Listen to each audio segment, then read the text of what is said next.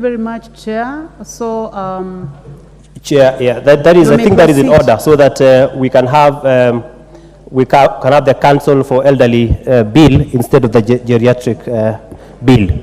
Chair, Honorable Speaker, for the avoidance of doubt, if you read Article 57 of the Constitution, which I said is very progressive, it provides very clearly, Honorable Speaker, that the state shall take measures to ensure the rights of older persons to fully participate in the affairs of society, to pursue their personal development, to live in dignity and respect, and to be free from abuse, and to receive reasonable care and assistance from their family and the state.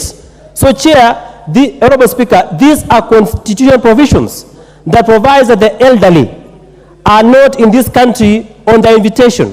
They are in this country by right. And Honorable Speaker, for the first time, if you read the clause 2 of this bill, or interpretation, for the first time, elderly person has been defined to mean a person who has attained the age of 60 years for the first time. It has never been defined in the Constitution, but this bill for the first time defines who an elderly person is. So that if someone retires, then there is a law in place that has made specific provisions on the definition of their age, of elderly. Honorable Chair, elderly persons have suffered in this country in terms of pension. Look at this provision of clause 7B. It provides that this council shall handle matters with pensions. Honorable Speaker, I have had issues from my constituency. Teachers who have retired at the age of 60 but cannot get their pension until the age of 70 because of serious irregularities involving their employer. So, Chair, Honorable Speaker, if we have this council, then they can be able to fight and defend the interests of the elderly persons who cannot get their rights and benefits if they have retired from the public service. Honorable Speaker, I have also seen a very interesting provision that provides for child care, for the elderly care, so that elderly homes are set up and run by this council. Honorable Speaker, elderly persons in this country have suffered. Most of them are, when they retire, they go to the village, their children abandon them, and they end up living a miserable life. So, Chair, if we have this council, that means they can solicit for support.